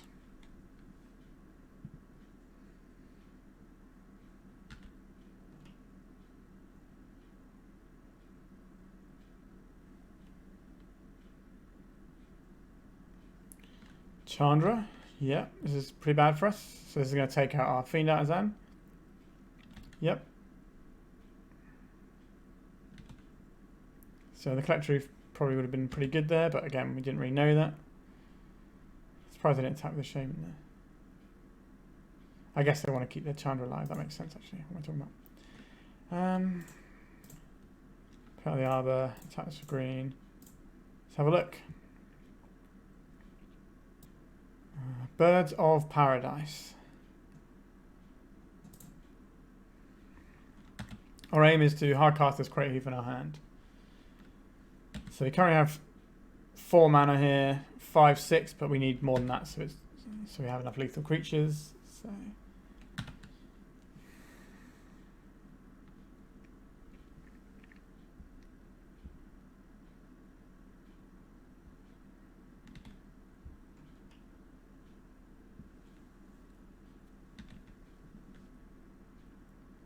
So our opponent has a Khan, the Great Creator, which is probably not going to be great for us. They have 1, 2, 3, 4, 5, 6. So next turn they can mic us into Lattice, lock us out of the game. So we have to hold up the Boseiju next turn unless we somehow find a way of winning the game immediately. Ensnaring Bridge rather than the Lattice. Interesting to me. Right, the Chandra gives them 2 mana. I just want to get it out now, do they? So we have the Boseiju. So that's not our issue. Endurance. Well, it's a creature. We need to keep casting creatures. So if we 1, 2, 3, green, green, green. Just cast this.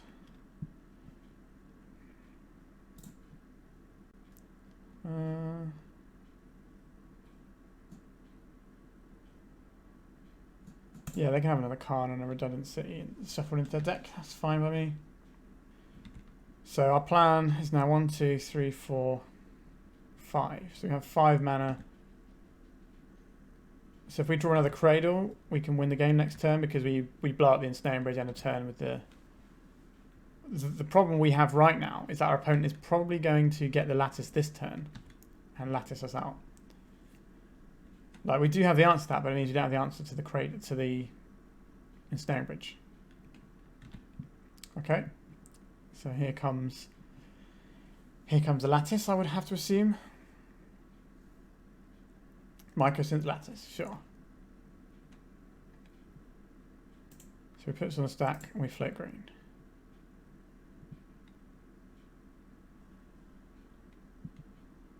Sure that resolves. No Mycosynth Lattice. I would like to continue playing this game of Magic the Gathering. Right, so we need to find multiple things to get us out of this. So we have the Cradle, so we just need another Boseiju or a Force of Vigor. Is there anything good that we can get with the Elvish Reclaimer here that helps us out? I don't think so. Let me have a look. I don't think a Caracas is going to be the most useful thing here.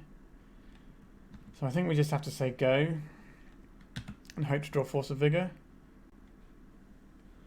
We don't have any more Boseijus left on deck. We've got 2 Force of Vigors. That's how we win this game.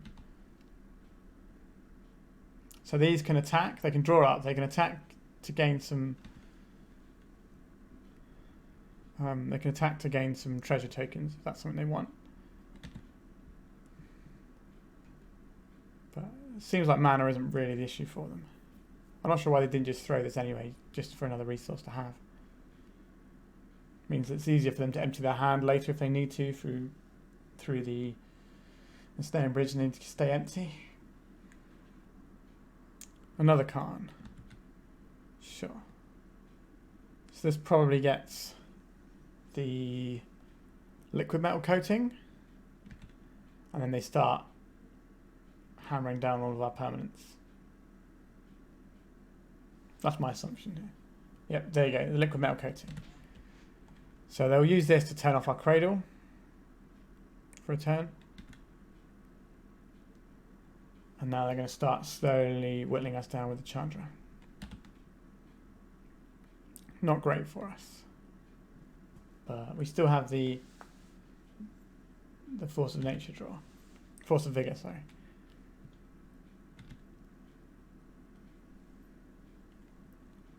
Sure. Tap that down. The Green Sun Zenith here. What does Green Sun Zenith get? Gets us Collector Roof, or it gets us Grist. But to get us Grist, we have to pitch the... We have to use the second Cradle, which stops our line that we need here to win the game within one big swoop. So it's tricky. I think if we get... Our opponent's got no cards in hand. Maybe this is the right play. We can always shoot up another Cradle later, can't we? Gives us 4. Cast this, go and get Grist. And then put enough creatures on our bin that we can drain them out with Grist. This also means that we're less likely to draw Force of Vigors, because we're going to be pushing them into our graveyard potentially. So that's something we have to think about and fade every turn. So Chandra can't hit the Grist. It's only creatures. Before anyone types in the comments. The liquid metal coating can shut off our Grist each turn, which is certainly annoying, but it stops shutting off the Cradle at least. Shatter Cell Smashing. So I think we activate our guy in response. Sacrifice this land. We'll go and get a Dryad Arbor because this gives us mana and another creature for Cradle at the same time. Unfortunately, we are losing a lot of our stuff here. Yeah, so the Cradle's gone as well. There's the Force of Vigor. Yikes. We can pitch cast it and then just start attacking with a 3/4, which doesn't feel very good, does it? So I think we hold back the... So this can't kill up to 1 target non-creature artifact. Yeah, so this can't actually kill our Dryad Arbors, where it can kill other lands. So if we draw a land, we can cast a Force of Vigor and strip out these 2. And then we need to draw a Cradle. And then we can win the game, maybe? it's a very narrow line for us to win this game, but it's a very real line, and we're not under a lot of pressure. So we definitely should keep playing, especially since we already lost the first game. We have no reason not to keep playing. We're slightly ahead in clock, and that might actually come down to it this round, which is not how I want to play a game of Magic the Gathering, but here we are. Just playing out the Spirit Guide. Okay, so we've drawn a card we can cast that lets us get another mana dork into play. So I like that. We can cycle out our insect token for a mana dork. Now they can just Chandra and do this, but it stops them Chandra ulting us for a turn. Or for several turns. If we draw a land, we can always spin up the Collector Roof instead. Okay, they're just going upstairs again. So they want to put us away with their emblem. Probably they're going to pop that next turn. And then we've got a 3-turn clock. As long as they draw spells.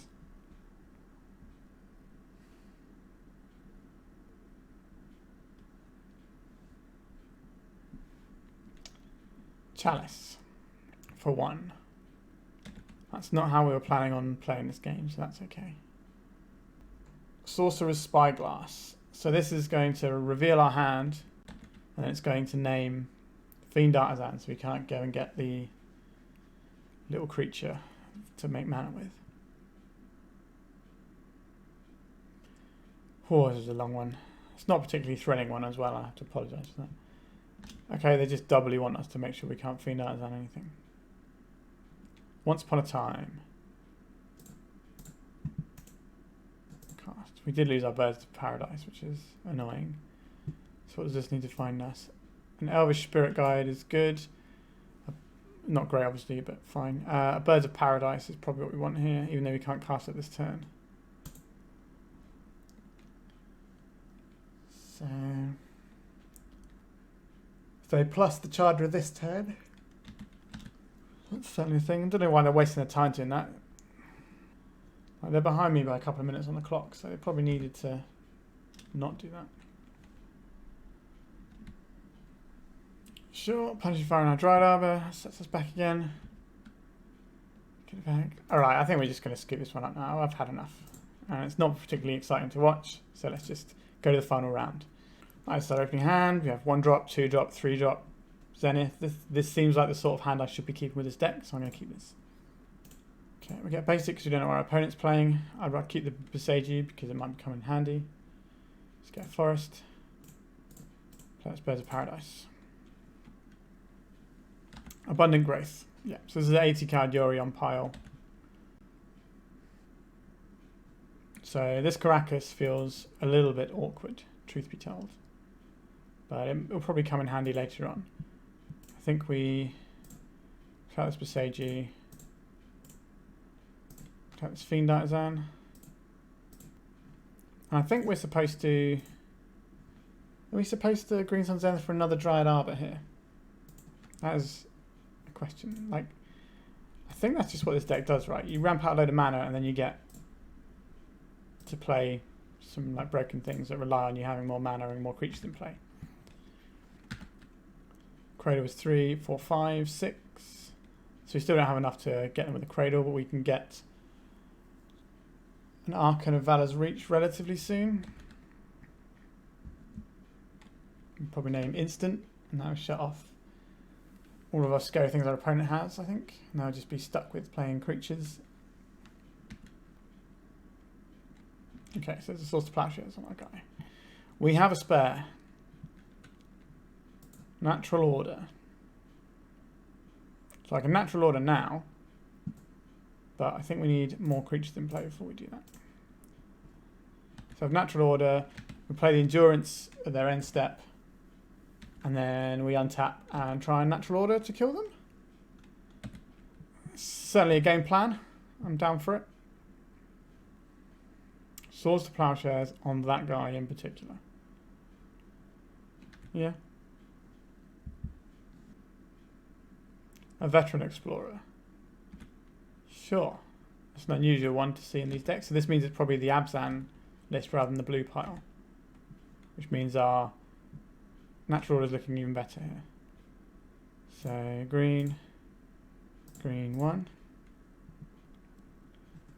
Do you want to shuffle all those horrible things back into our opponent's deck? No, not really. Okay, so we go green, green, green, white. Cast this. Sacrifice this. Get a Crater Hoof. So this is probably not going to be lethal here, is it? So I've got 18. Yeah, oh, no, it's exactly lethal. Oh, excellent. Even if it wasn't lethal, I think I still have to go for it there because I don't think my spot gets any better. Yep, so this should be exactly lethal. All right, sideboarding. So our opponent looks like they're the Abzan pile rather than the blue one. So Progenitus is going to be a creature that they're probably going to struggle to deal with. Force of Vigor might have targets. The Thalia seems bad in the face of what do you call it? Veteran Explorer deck. Arkham Mirror is going to be good here. Aven Mind Sense is probably going to be good here. Plague Engineer, probably going to have text. Collector Roof, not so much. Sorry, excuse me. The Archon's probably fine. The Allosaurus Shepherd, I don't think we need. So we get to trim one more thing. Like the Endurance is going to be fine here. The Grit is going to be fine. Probably just one of the Once Upon a Times. And then we'll submit like this. We have a removal spell. We have some creatures. We have a Java. I think this is a keep. We don't have the Swamp for the Snuff Out yet. But we have a lot of fetch lands which should come in time when we need it. They're not presenting a creature we need to kill immediately, generally speaking. Scrap land. Cabal Therapy. What are they going to name here? Probably Green Sun Zenith. Probably be my name. Yeah, they named the Green Sun Zenith. Yep, that's what I would have named, and it hit, so can't argue with that. Okay, so we've got Forest and a Birds of Paradise. And then we cast Fiend Artisan next turn. Okay, so we're going to lose a card here. Probably the Natural Order. We're going to get to ramp one land here. Which is a shame, it's only one. But I'll take it. So we lose the Natural Order here. But then we untap into Fiend Artisan. But our opponent has now got a lot of mana sources.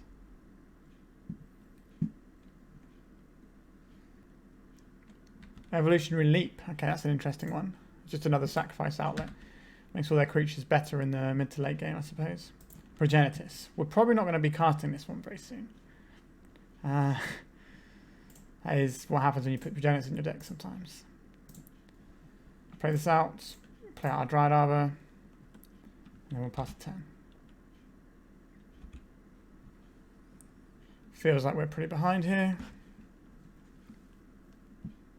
Academy Rector. Sure. So they're going to go get something big and scary. Maybe one of the curses, probably. So this makes you want to board in the ley lines for the third game.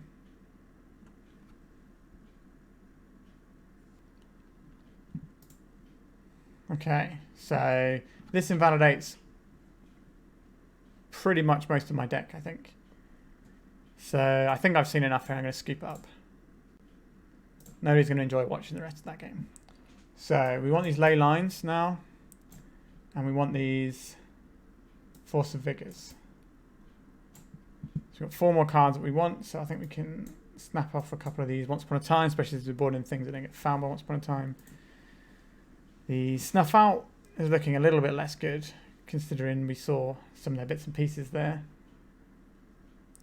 We don't need the Plague Engineer though. Snuff Out can go. Just roll it like this and just try and turbo out a Natural Order for Progenitus or something. Do we have a ley line in our opening hand?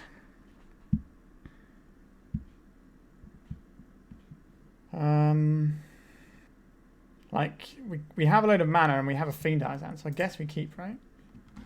Kind of Bayou. Play out Birds of Paradise. Play this out. Play out another Birds of Paradise. So we just want to ramp out, play the Fiend Artisan and Elvish Reclaimer, and then do good things with it. So we have a Natural Order. If we cast Natural Order now, we can get Progenitus. Is that good enough? Is a turn 2 Progenitus good enough? Like, probably. Right, we're going to be insulated from discard from sacrifice effects as well. So let's get the big lad. Maybe Archon of Valor's Reach, but our opponent's got all sorts of weird stuff in it. So I think it's just better to have the Progenitus here. Like, it's a 2-turn clock. We're not going to block this Veteran Explorer if it attacks. They might have the curse that makes all my guys 1/1s. But not much I can do about that. A little chat. I don't think I've seen this card before in my life. What does it do? Look at the top 2 cards of your library, put one of them into your hand and the other on the bottom of your library. But they've casualtied it. So they get 2 copies. So I guess we're going to get some lands here. So our opponent's ramping out and they might be able to do some unfair things pretty soon. They can have the thing that makes like the humility for your opponent's guys, like I can't remember what it's called, it's from Amonkhet, I think. So that's going to make our Progenitus pretty rubbish. Evolutionary Leap. So they're just going for basically the same thing as last game, is what it looks like to me. Green Sun Zenith. Is there a Green Sun Zenith target I can have here for 1, 2, 3, 4, 5 mana? So it can be a Green Sun Zenith for 4. Let me just take a look at the deck.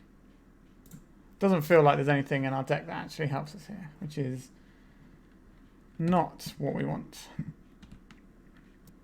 So we bash him up here. I think we need to play stuff out to dodge potential Curse of Death's Hold plus... oh, sorry, I didn't mean to activate that yet. Yeah, we need to be able to dodge Curse of Death's Hold as well as Sacrifice Effect. So this one does that. So we can Green Sun Zenith for 2.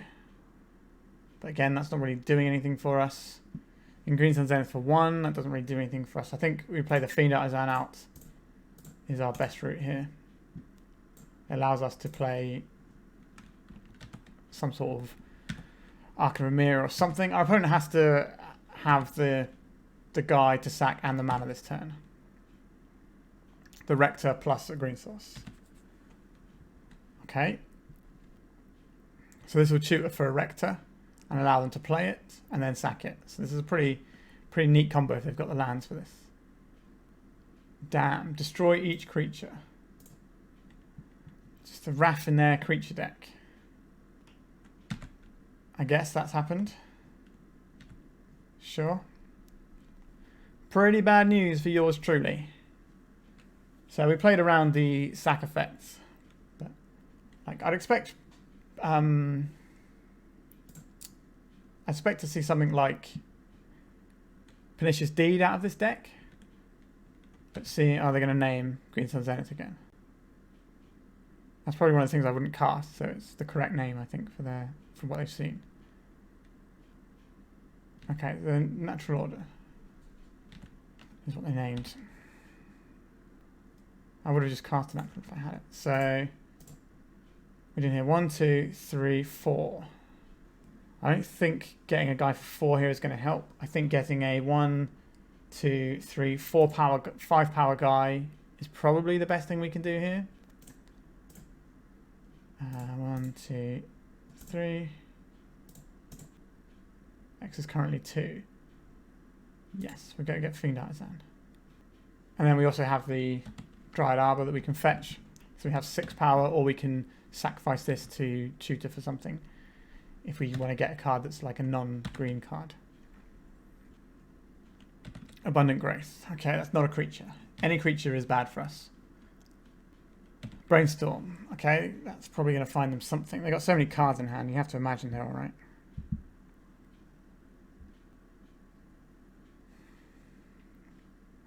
So they're just a full-on 5-colour deck with basics here. Yep, so our Fiend Artisan goes. any creature and we're in trouble. Okay, they're putting Yuri onto hand, so next turn they can get any creature into play they want, and then also sacrifice it. So in a turn, we will go and get Dryad Arbor, thins our deck, gives us a creature. A Wooded Foothills. That's not really the one, is it? Let's play this out. Can go and get another Dryad Arbor next turn. Double our clock. Although I suspect that they just play the Yorion. And then we're in trouble. They probably don't have enough mana. Okay, they're going just for the Brainstorm. But they have the Evolutionary Leap, which lets them find whatever they want. So I'm surprised about this play. I'd quite like to try and get the second win with this deck. I feel it probably deserves like a 2-3 rather than the 1-4. But it just doesn't feel hasn't really lined up very well against a lot of things that are going on at the moment. So they might just leave this in play for a turn so that they can stonewall my Dryad Arbor rather than getting something now, and then they can just get it on their turn. Because my deck has not shown them any removal spells they have to worry about. Now I do have Grist, so there is that one. They don't know that. Just going to get the Dryad Arbor now.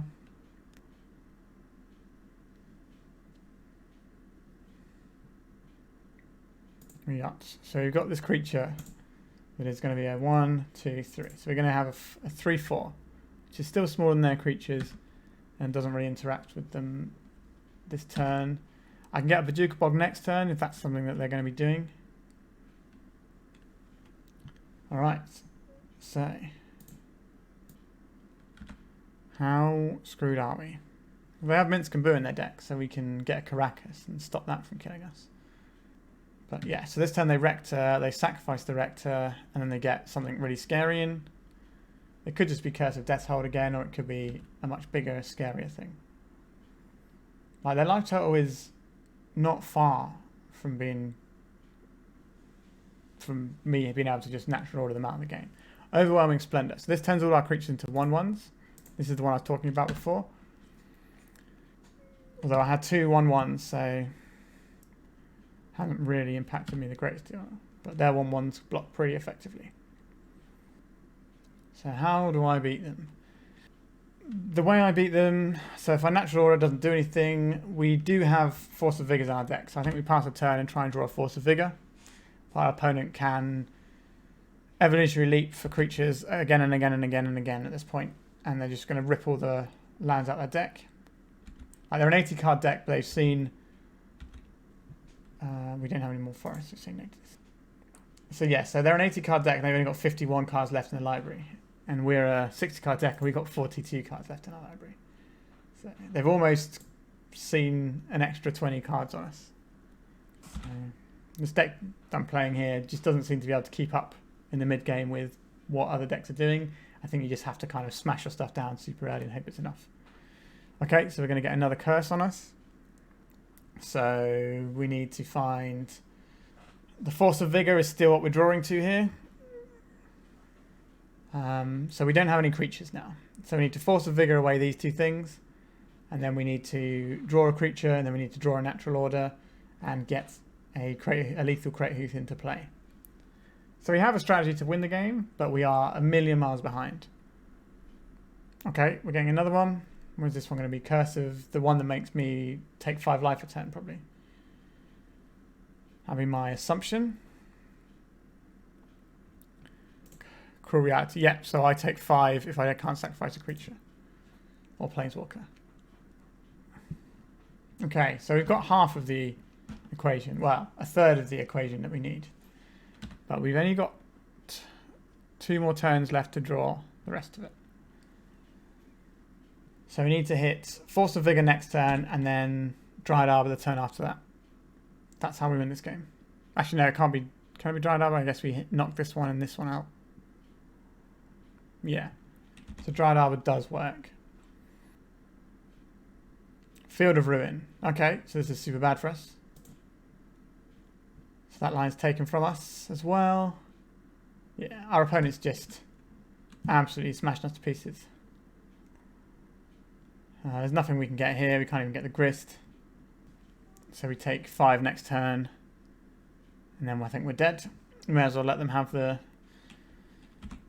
the glory of beating us down with their little men. I'm curious just to see if they got another Calyrecta. I'm just fascinated by what's in their deck at this point. I've seen a lot of their deck through their evolutionary leaps. We've got Minsk and Booze, Abundant Growth, evolutionary leaps, yeah. Nope, we can't use this.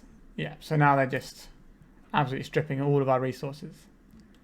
So, yeah. Not great. So, turn 10. We have this land that doesn't do anything. We can't fetch anything. Right, we are just dead. So let's look at the deck. So this league was obviously a disaster. A 1-4 is always a disaster. So why was it a disaster? Because the person I got this list off Twitter, they posted it with a 5-0 screenshot. So obviously, you know, it has the power. And I can see that it does have the power to do things. So we made a turn 2 natural order. So this deck, you know, this deck is pretty much just turbo natural order. You've got these spirit guys, and you've got the mana ramp, and then you've got this, which is basically mana ramp. So you're just trying a natural order, which makes me wonder why there's only 3 natural orders if you're a turbo natural order deck. Because the Fiend Artisan just felt incredibly slow if you didn't have Natural Cradle. Like, if you didn't have Natural Cradle, you had to like go through these reclaimer chains, get the Cradle, then start using it, and your stuff just get picked apart. Like, it took 1 removal spell to shut down a lot of my hands. Like 1 removal, 1 counter, or 1 discard spell was enough to shut off what I was doing. Like, the only round we won was against someone's like interesting 3-color Painter Brew, where we just put a Collector Roof into play, and that won us the game. Like, Collector Roof was the only card that really won us games this whole time, pretty much. Like, yeah, we did get a Crate Hoof win off of the natural order as well. So I think you can probably shave an endurance for another natural order here, because the deck's so desperate to cast natural order. I don't think you can afford to not run the full 4. I think this game's staying power in the mid to late game is basically non-existent. We don't really have any card advantage here, so there's no way of like getting back into the game sort of thing. As soon as you fall behind, I think so you have your early burst, and if that works, then you win the game. If it doesn't and you fall behind, then you're left to try and draw like a natural order and cheese someone. But then the more time that goes on, the less that becomes an option. And your resources just get ground down. As you saw, like 1 Fury was enough to take out my whole board. And then like getting hit by the Wrath out of that Abzan deck was unusual. Maybe I could have played around that slightly better and left some mana dorks. But the turn after that, they started doing all their broken things anyway. And then by turn 9, none of my permanents were in play. So I just don't think, from my point of view, for a deck that I would play, I can't see myself playing this sort of deck again. I feel you need some more engines in it to just try and turbo. Like, I guess you could try and keep the Once Upon a Time in, so you're more likely to natural hit the Cradle, because you kind of just play out some rubbish guys and then Cradle and natural order. But then you're still trying to draw natural order. Or the Fiend Artisan casting for a Crate Hoof feels very optimistic a lot of the times. And what else is it getting you, really? Like, it got us some endurances, but then it's not really getting us a great deal aside from that. So, yeah, this one is, I'm sorry to say, this one is not one that I can support. I can see how you win games with it for sure, and I can see how you get more reps in it. You're going to be better at getting that number of games that you're winning. But I think in the current meta, this sort of deck is just going to get outpaced by a lot of things can stop your lines. So it's just I'm afraid it's a no from me. Sorry about that. All right, well, that's the end of the league today. I hope you've enjoyed it and learned some things and seen some cool stuff happen. We got to play against some cool stuff for sure today. We got to see that weird painter deck. And then we also got to play against that cool Abzan Nick Fit. I say Abzan, it had 5 colours. So it was 5-colour Nick Fit, Minsk and Boo type thing. So that was kind of fun to see, at least. Obviously, we had a Delver that kind of crushed us a bit, but there's that. But anyway, thanks for watching. Please subscribe, and goodbye.